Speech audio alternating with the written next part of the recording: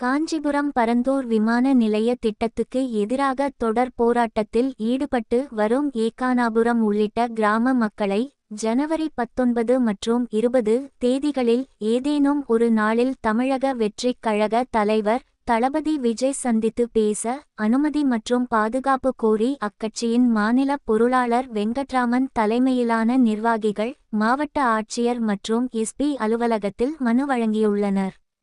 ஆனால் காவல்துறை அனுமதி மறுப்பதாக தகவல் கிடைத்துள்ளது.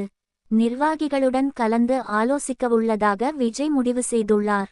காஞ்சிபுரம் அடுத்த பரந்தூரில் சென்னையின் 2வது பசுமை விமான நிலையம் அமைக்க முடிவு செய்து அதற்கான பணிகள் வேகமாக நடைபெற்று வருகின்றன. இதற்காக 13 கிராமங்களைச் சேர்ந்த 5100 ஏக்கர் நிலம் கையகப்படுத்தப்பட உள்ளது. மேலும் ஏகனாபுரம் உள்ளிட்ட கிராமங்கள் முழுமையாக கையகப்படுத்தப்பட உள்ளதால் அப்பகுதி மக்கள் கடுமையாக எதிர்ப்பு தெரிவித்து 900 நாட்களை கடந்தும் தொடர்ந்து போராட்டங்களில் ஈடுபட்டு வருகின்றனர்.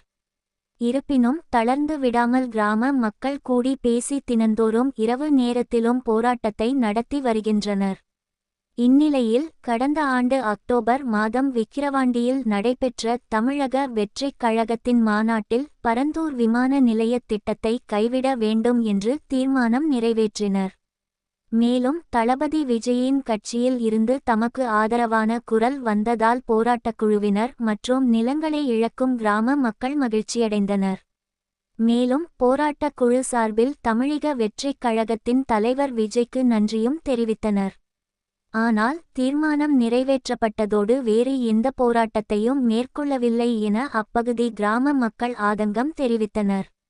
இந்நிலையில் பரந்தூர் விமான நிலையத்துக்கு எதிர்ப்பு தெரிவித்து போராட்டத்தில் ஈடுபட்டு வரும் குழுவினரை வரும் ஜனவரி 19 மற்றும் 20 ஆகிய நாட்களில் ஏதேனும் ஒரு நாளில் தளபதி விஜய் நேரில் சந்தித்து பேச உள்ளதாகவும் அதனால் மேற்கண்ட நாளில் போராட்டக்குழுவினரை சந்திக்க அனுமதியும் மற்றும் போலீஸ் பாதுகாப்பும் கோரி தவேகவின் மாநில பொருளாளர் வெங்கட்ராமன் தலைமையில் அக்கட்சியின் நிர்வாகிகள் காஞ்சிபுரம் மாவட்ட ஆட்சியர் மற்றும் எஸ்பி அலுவலகத்தில் நேற்று முன்தினம் இரவு மனு வழங்கினர்.